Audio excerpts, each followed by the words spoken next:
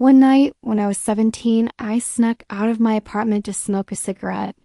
I thought it would take 5 minutes. Quiet, easy. No one would notice. Instead, that night changed everything. It was late past midnight. The kind of hour where the building feels half asleep, like it's holding its breath. I lived on the second floor of an old apartment complex. The hallway lights were dim, buzzing softly above me. I leaned against the wall, lighter in hand, already feeling that small rush of doing something I wasn't supposed to do. That's when I saw the shadows. They weren't behind me. They were reflected on the glass window at the end of the hallway. Two shadows, moving. At first, my brain tried to explain it away. Someone taking out trash. Someone helping a drunk friend. Anything normal, but the movement was wrong. One shadow wasn't walking, it was being dragged. Slow, heavy, like dead weight scraping down the stairs from the third floor. My hands started shaking so badly, I almost dropped the lighter. I froze. I didn't breathe. I didn't move. I pressed myself against the wall, hoping the darkness would swallow me whole. The flame burned my finger and snapped me back to reality. I killed the light instantly. The hallway fell into complete darkness. The shadows stopped. One of them turned. And then he looked straight at me. The moonlight hit his face just enough for me to recognize him. Daniel Brooks! My neighbor. The guy who lived upstairs. The guy everyone waved to but never really talked to. He smiled. Not a big smile. Just a slight curl at the corner of his mouth. Calm. Confident, like he'd been expecting me. For a second, my brain shut down completely. All I could hear was my own heartbeat pounding in my ears. Then he whispered something soft, almost amused, and started walking toward me. One step. Then another. I ran. I slipped, hit the floor hard, and felt the lighter slide out of my hand. I didn't look back. I couldn't. I grabbed whatever was near me, a loose brick, I think, and threw it behind me without aiming. I heard a sharp sound. A curse. Hey, he shouted. Stop. I didn't stop. I sprinted down the stairs, hands shaking so badly I could barely grab my keys. When I reached my door, I realized too late that I'd locked it earlier. The elevator was right there. By pure luck, the doors were open. I dove inside just as he reached for me. The doors closed. He stood on the other side, inches away. Close enough that I could see his eyes through the crack. He didn't force the doors open. He didn't shout. He just smiled again. Do you really think this is over? He said quietly. The elevator didn't move. It was broken. I didn't know that yet. I only knew I was trapped, shaking, trying not to make a sound. That was the moment I realized something far worse than fear. That was the moment I realized he knew I had seen everything. The moment I turned the corner, instinct took over. I ran, not because I had a plan, but because staying still felt like signing my own death warrant. My shoes slapped against the hallway floor, every sound echoing louder than it should have. Behind me, I heard his footsteps steady, unhurried. That terrified me more than if he'd been sprinting. He wasn't panicking. He wasn't rushing. He knew I couldn't get far. I slipped on the stairs and went down hard, my shoulder smashing into the wall. Pain shot through my arm, but adrenaline dragged me back up. I grabbed the first thing I could reach, a loose brick from a broken corner, and hurled it backward without looking. A sharp grunt, a curse. That bought me maybe 2 seconds. I bolted toward the elevator, my heart slamming against my ribs so hard it felt like it might crack them.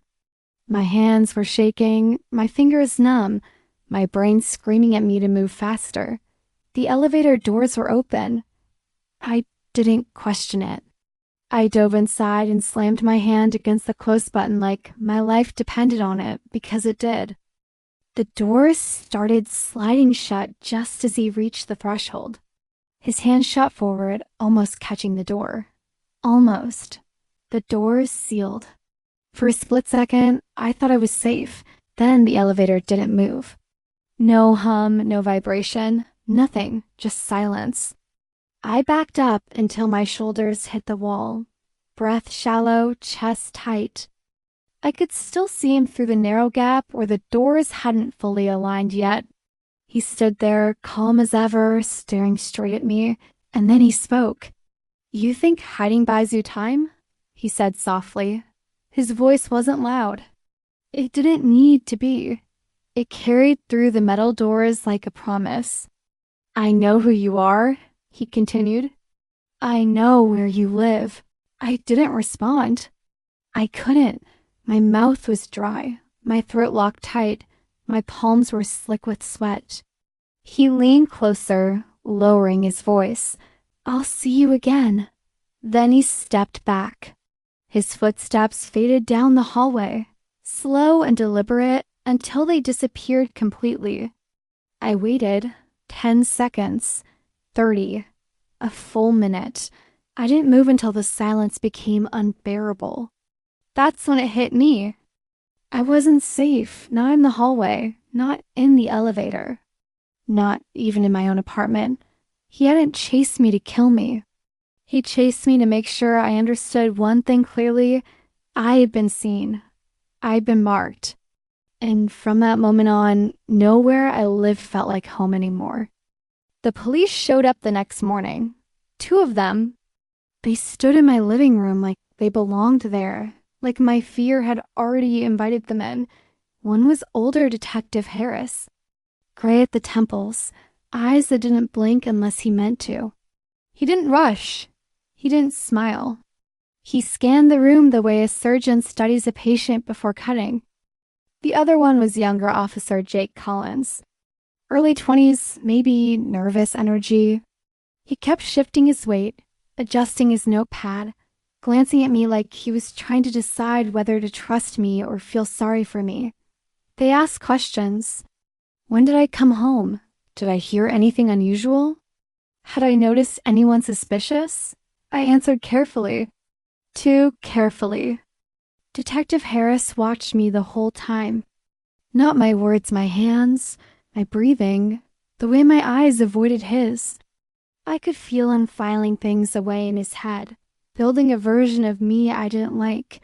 Officer Jake nodded along as I spoke. He wrote things down. When our eyes met, he didn't look away. That mattered to me more than I wanted to admit. At some point, I made a choice. I decided to trust him. Not because I knew he was good, but because Detective Harris already felt like someone who had made up his mind. Later that day, I sent Jake a message. Just a short one. "I think my neighbor was involved in something bad. I'm scared." He replied almost immediately. "Can you show me anything?" That was the risk. Over the next few days, I started sending him things. Photos I'd taken late at night. Short videos. Notes I'd scribbled down whenever I saw Daniel Brooks leaving the building at odd hours. A license plate. A schedule. Small details that didn't mean much on their own, but together they felt important. At least, I thought they did. Then something strange started happening. I would wake up and see messages already sent. Pictures I didn't remember taking. Videos recorded from angles I couldn't recall standing in. My phone showed timestamps from the middle of the night. I stared at the screen, cold spreading through my chest. I didn't remember doing any of it. Jake noticed too. "You okay?" he asked during one call. "Some of these came in late. I couldn't sleep." I lied. The truth was worse. I was losing pieces of time. And the more I tried to hold everything together, the more it slipped through my fingers. My head felt foggy. My thoughts didn't line up the way they used to. I started doubting my own memories, questioning whether I'd actually seen what I thought I'd seen. That doubt scared me more than Daniel Brooks ever did. Because once you stop trusting your own mind, you're already halfway trapped. I knew sending those messages was dangerous. I knew if Detective Harris found out, Jake could get pulled into something ugly, and so could I. But I kept going. Because I had made my choice. I trusted Jake, and I didn't know yet that trusting him would turn out to be my biggest mistake. The call came in just after sunrise. Daniel Brooks was dead. I sat on the edge of my bed, phone pressed to my ear, staring at the wall like it might explain what I was hearing. They'd found him in his apartment, alone. No sign of forced entry. The kind of death that makes everyone stop talking and start thinking. My first thought wasn't relief. It was fear. Because the moment I heard the word dead, my memory stopped making sense. I opened my phone and saw dozens of messages sent to Jake overnight. Photos, videos, notes, details about Daniel's movements, things I knew were real, but couldn't remember collecting. Worse than that, some of the images were taken from angles that felt intimate, close, personal, like the person holding the camera had been standing right there. I stared at one photo for a long time. My hands were shaking.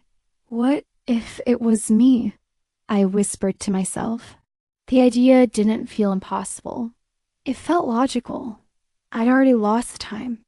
I'd already proven I couldn't trust my own memory. And I'd seen Daniel that night, seen him smiling at me like he knew exactly how this would end. Then the police came back. This time, Detective Harris didn't pretend to be polite. He asked sharper questions. Shorter sentences. He told me they were expanding the investigation. And then he dropped it almost casually.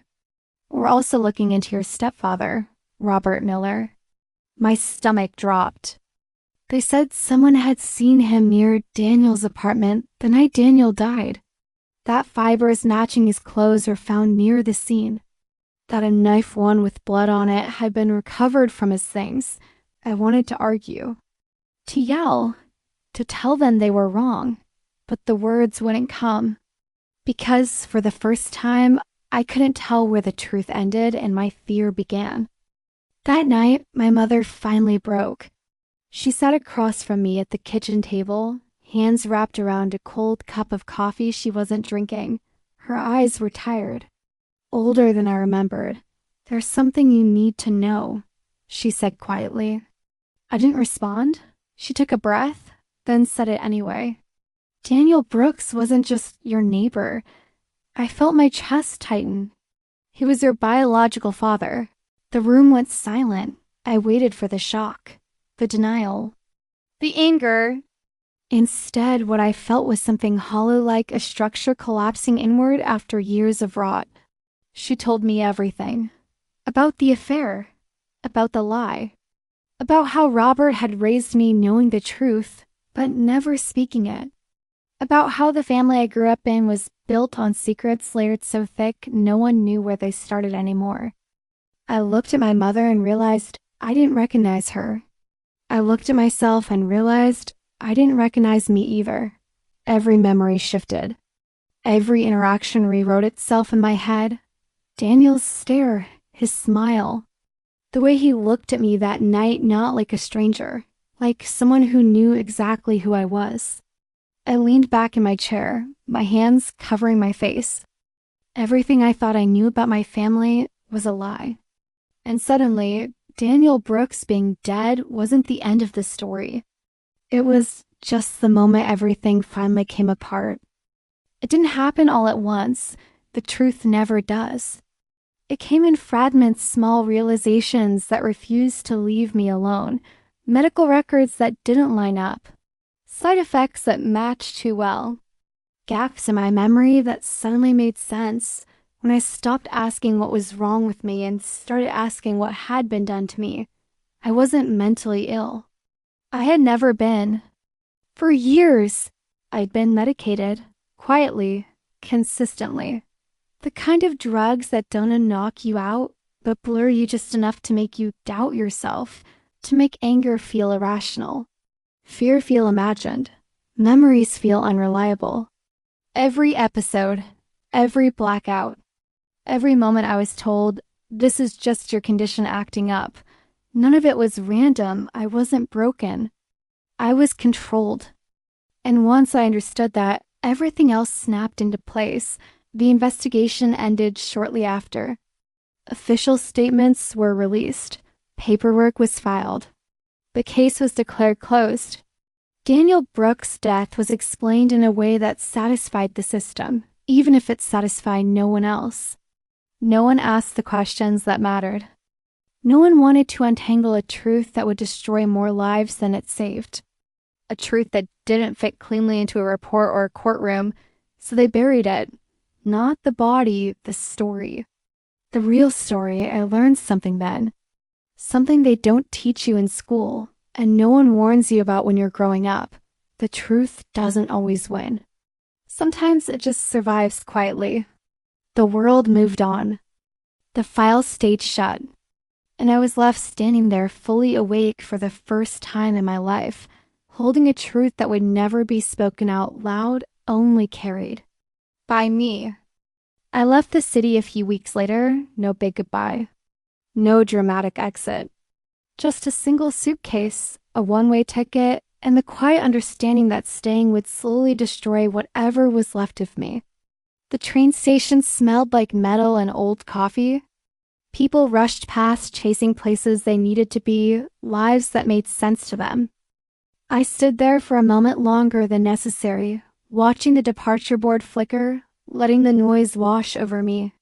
When the train finally pulled in, I took a seat by the window. As the city started to slide away concrete, turning into empty roads, buildings giving way open land, I felt something unfamiliar settle in my chest. Not relief. Clarity. I reached into my pocket and felt the weight of the lighter. The same one I'd carried that night. Scratched. Cheap. Ordinary. I'd thought about throwing it away more than once. Burning it. Burying it. Pretending it never mattered. But I kept it. Not because it hurt, but because it reminded me.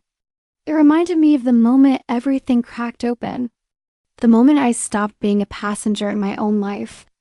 The moment I finally saw how fragile truth can be and how dangerous silence is. The road ahead wasn't clean. It wasn't easy, it wasn't free of ghosts. But it was mine. I leaned my head against the glass and watched the horizon stretch out in front of me, steady and unmoving. I didn't escape my past. I just stopped running from it. And for the first time, that felt like enough.